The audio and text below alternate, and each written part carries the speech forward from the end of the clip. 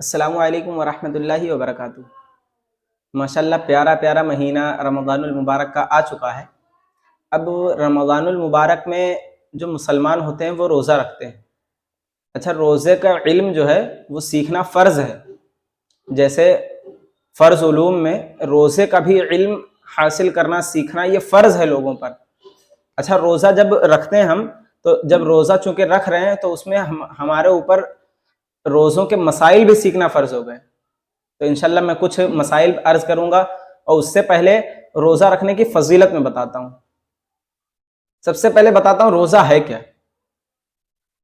شریعت میں روزہ یہ ہے کہ صبح صادق سے لے کر غروب آفتاب تک روزے کی نیت سے کھانے پینے اور ہم بستری سے بچنا، اس کو کہتے ہیں روزہ۔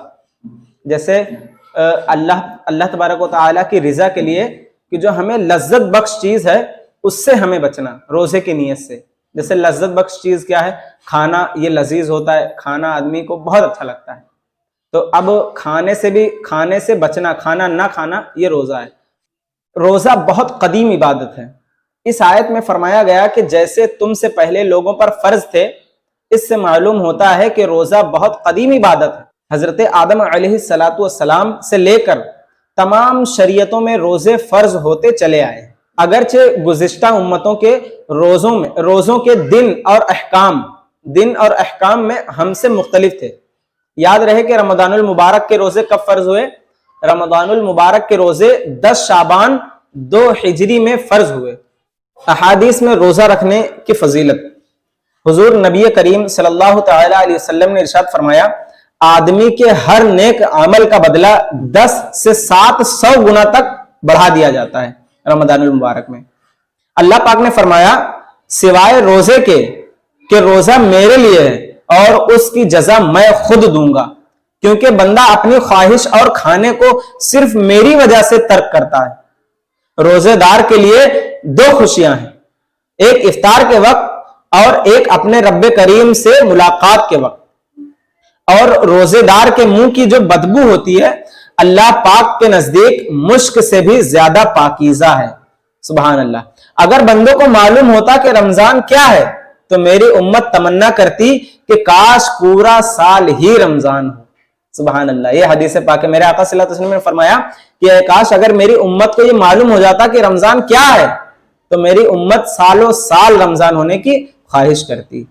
اور اس کے بعد میں فرمایا کہ روزہ ڈھال ہے اور جہنم سے بچاؤ کے لیے بہترین قلعہ ہے۔ اور پھر فرمایا، روزے رکھو تندرست ہو جاؤ گے۔ سبحان اللہ۔ یہ حدیث پاک۔ روزہ رکھنے کے اخروی فائدے اور نہ رکھنے کے نقصانات میں بتاتا ہوں۔ روزہ رکھنے کے 5 اخروی فائدے ہیں۔ سلطان دو جہاں شہنشاہ کون و مکان صلی اللہ علیہ وسلم نے فرمایا، میری امت کو ماہ رمضان میں 5 چیزیں ایسی عطا کی گئی ہیں جو مجھ سے پہلے کسی نبی علیہ السلام کو نہ ملی۔ نمبر 1، جب رمضان المبارک کی پہلی رات ہوتی ہے تو اللہ پاک ان کی طرف رحمت کی نظر فرماتا ہے، اور جس کی طرف اللہ پاک رحمت کی نظر فرمائے اسے کبھی بھی عذاب نہ دے گا۔ سبحان اللہ۔ نمبر 2، شام کے وقت ان کے منہ کی بو جو ہے مشک و عنبر کی خوشبو سے بھی زیادہ بہتر لگتی ہے۔ نمبر 3، فرشتے ہر رات اور ہر دن روزہ رکھنے والے کے لیے مغفرت کی دعا کرتے ہیں۔ نمبر 4، اللہ پاک جنت کو حکم فرماتا ہے کہ میرے بندوں کے لیے مزین یعنی آراستہ ہو جا، ان قریب وہ دنیا کی مشقت سے میرے گھر اور کرم میں راحت پائیں گے۔ سبحان اللہ۔ نمبر 5، جب ماہ رمضان کی آخری رات آتی ہے تو اللہ پاک سب کی مغفرت فرما دیتا ہے۔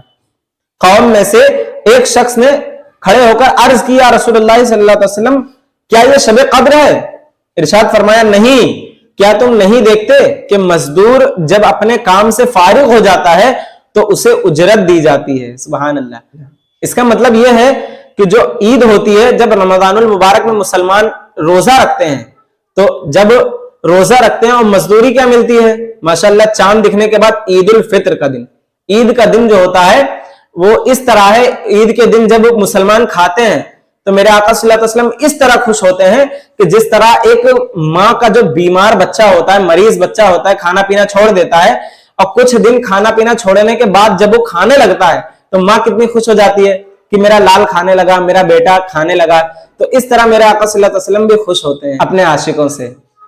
اب میں بتاتا ہوں روزہ نہ رکھنے کے 2 اخروی نقصانات. جس نے ماہ رمضان کو پایا اور اس کے روزے نہ رکھے وہ شخص شقی یعنی بدبخت ہے. اللہ اکبر. اللہ پاک نے اسلام میں 4 چیزیں فرض فرمائی ہیں. نمبر 1 نماز, نمبر 2 زکوٰۃ, نمبر 3 رمضان المبارک کے روزے, اور نمبر 4 بیت اللہ شریف کا حج. جو ان میں سے کسی ایک کو بھی چھوڑے گا بقیہ 3 چیزیں اسے کسی کام نہ آئیں گی جب تک کہ وہ ان سب کو ادا نہ کر لے. جیسے جس پر حج فرض ہوا تو اب وہ حج نہیں کر رہا ہے, تو اب اس میں کیا ہے کہ جو ان میں سے کسی ایک کو بھی چھوڑ دے گا بقیہ تینوں چیزیں اس کے کام نہ آئیں گی. یعنی نماز نہیں کام آئے گی, روزہ نہیں کام آئے گا, زکوٰۃ نہیں کام آئے گا. اگر اس کے اوپر حج فرض ہو گیا ہے تو سب سے پہلے اسے حج کرنا چاہیے. اب یہاں پہ حج کی بات آ گئی تو میں ایک چھوٹا سا مسئلہ بتا دوں کہ لوگوں کا ذہن کیا ہوتا ہے کہ ماشاءاللہ اللہ تبارک و تعالیٰ انہیں دولت دیتا ہے, جب زیادہ دولت ہو جاتی ہے حج فرض ہو چکا رہتا ہے لیکن وہ اپنا فرض ادا نہیں کرتے ہیں, اپنا حج نہیں ادا کرتے ہیں, اپنے ماں باپ کو نفلی حج کرواتے ہیں.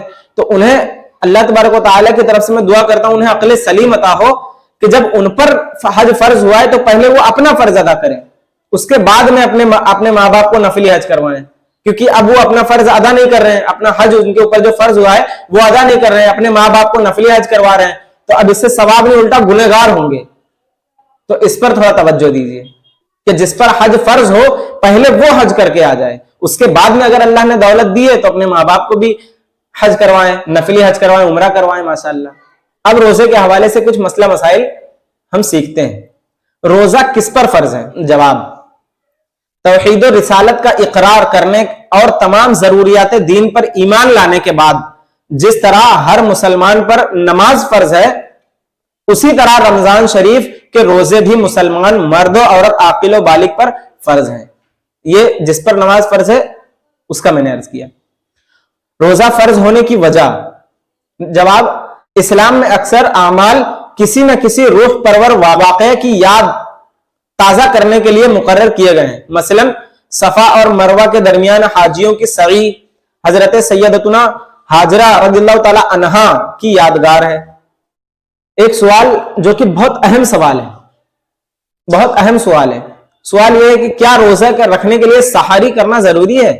اچھا, سحری جو لوگ کہتے ہیں سحری نہیں کرنا چاہیے, سحری کا مطلب ہوتا ہے جادو, تو سحری نہیں سحری کہیے, سحری. ہاں, تو سوال ہوتا ہے کہ کیا روزہ رکھنے کے لیے سحری کرنا ضروری ہے؟ تو اس کے جواب میں یہ ہے کہ ضروری تو نہیں, ہاں سنت ہے, لہٰذا جان بوجھ کر اتنی عظیم سنت کو نہ چھوڑیں. یہ کتاب میں آیا ہے. تو جو کہتے ہیں کہ نہیں سحری کے بنا روزہ نہیں رکھ سکتے ہیں, اس طرح کے لوگوں کا ذہن ہوتا ہے, تو ایسا کچھ نہیں ہے. سحری کرنا یہ سنت ہے, تو اور سحری کرنا یہ سنت ہے. اگر جو سحری نہیں کیا ہے تو بھی روزہ رکھے, لیکن جان بوجھ کر اتنی عظیم سنت کو نہ ترک کرے, سحری کر لیا کریے. کیا روزہ کھولنے کے لیے اذان سننا ضروری ہے؟ تو اس کے جواب میں علماء فرماتے ہیں جی نہیں, روزہ کھولنے کے لیے کا تعلق اذان سے نہیں, روزہ کھولنے کا تعلق اذان سے نہیں, اور نہ سحری ختم کرنے کا تعلق اذان سے ہے. بعض لوگوں کا یہ ذہن ہوتا ہے کہ جب صبح کی فجر کی اذان ہوتی ہے تب لوگ فٹاک سے پانی پی لیتے ہیں کہ ہاں اب سے روزہ. اگر یاد رہے کہ اگر فجر کی اذان ہوتے ہوتے اگر کسی نے پانی پی لی تو روزہ ٹوٹ گیا, اس لیے کہ روزہ سحری کا ختم کا جو وقت ہے وہ صبح صادق کا ہے. جیسی صبح صادق ہوئی فوری آپ کو کھانا پینا بند کر دینا ہے. اگر آپ نے کچھ کھایا پیا تو روزہ ٹوٹ گیا.